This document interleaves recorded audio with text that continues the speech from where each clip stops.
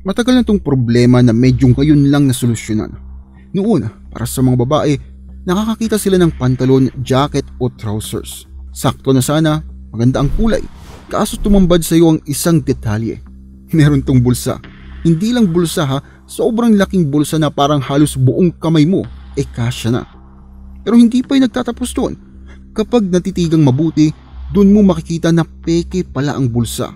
Parte lang pala ng disenyo. Isang detalye para sa aesthetic beauty pero walang practical na gamit.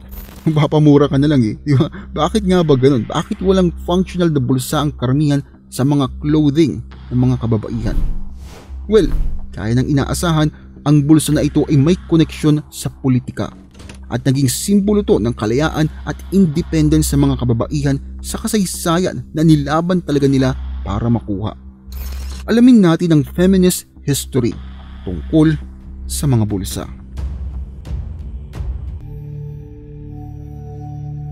Throwback muna tayo sa Middle Ages. Noon kasi hindi naman uso yung bulsa-bulsa. Ang uso noon ay maliliit na pouch na nakatali sa mga bewang nila. May maliit na slit ang mga damit noon para madali mong ma-access ang pouch nang hindi na kailangan pang alisin sa tali. So in a sense, nung period na yun pantay ang mga lalaki at babae tungkol sa karapatan nila sa mga bulsa. Tapos ayan, at dumating nga ang 17th century. Ang ideya ng pagtatahi ng mga pouch na ito sa mismong damit. Dahilan para ang nagsusuot makonsilang items na daladala nila at mapanatili itong malapit sa kanilang katawan. Doon napanganak ang bulsa. Pero kakaiba sa mga bulsa ng mga lalaki na mas accessible at nasa linings ng kanilang bewang, ang mga kababaihan ay nakahiwalay pa at nasa ilalim ng kanilang petticoats. Para magets nyo, noon ang average 17th century na babae ay nakasuot ng isang petticoat at 2 layer ng undergarments. Ang bulsa niya ay nakatali sa bewang sa pagitan ng under ng petticoat at ng petticoat mismo. So kumbaga, kailangan pa nilang maghubad para ma-access ang nilalaman ng bulsa nila. Hindi naman nila pwedeng gawin yun sa publiko.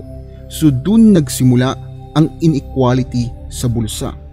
Nang mag-evolve ang women's fashion noong 1790s, ang mga bulsa ay unti-unting nawala dahil sa pagpasok ng figure-hugging dresses. Mula sa pagkakaroon ng bulsa, nauso ang maliliit na bags na tinatawag na reticules na kasya lang ay ang maliit na panyo at iisang barya.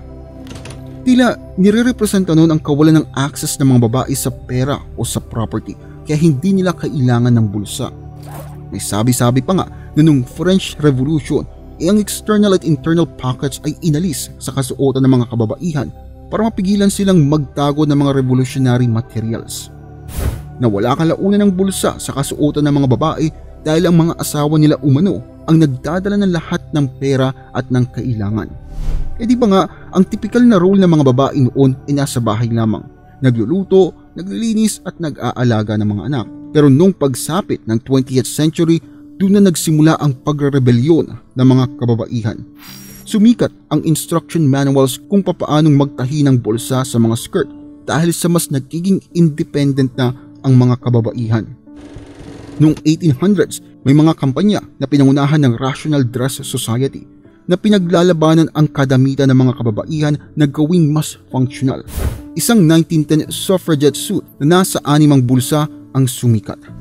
Nang umusbong ang bagong pandaigdigang digmaan, mas naging praktikal ang pananamit ng mga babae. Ang trousers at malalaking bulsa ang naging norm.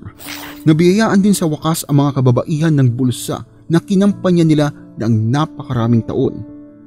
Isipin mong ito na ang pagtatapos ng pocket saga, pero umiral na naman ang patriarchy at ang mga post-war women ini-expect na i-exclude ang femininity at alisin ang clumpy man styles na sinuot nila nung wala ang mga kalalakihan. Mas naging slim ang kasuotan ng mga kababaihan at ang bulsa ay naging panglalaki na naman. Nang magsimulang lumaki ang handbag industry, hindi na ganoon naging kaimportante ang bulsa para sa mga babae. Mula sa age of skinny jeans hanggang sa evolution ng slim fit jackets, nagpatuloy ang mga bulsa bilang isang contentious object para sa mga babae. Hindi ko nabanggitin na noon palakihan ang labanan sa mga cellphone habang ang bulsa naman paliit ng paliit. Bakit nga ba kaya ng mga kalalakihan na ilagay ang cellphone, wallet, susi, cabinet at maging mga alagang aso nila sa bulsa nila? Habang ang mababae, barya pa lang ang nalalagay, puno na agad ang bulsa. Mukhang simple lang, pero hindi mo aakalaing sexism pala ang dahilan. Kung nakaabot kayo sa puntong ito, maraming salamat sa inyong panonood. Kung nagustuhan ninyo ang video, huwag kalimutang i-like, mag-subscribe at hit ang bell notification dahil marami pa akong videos na ilalabas dito sa channel. Hanggang sa muli, paalam!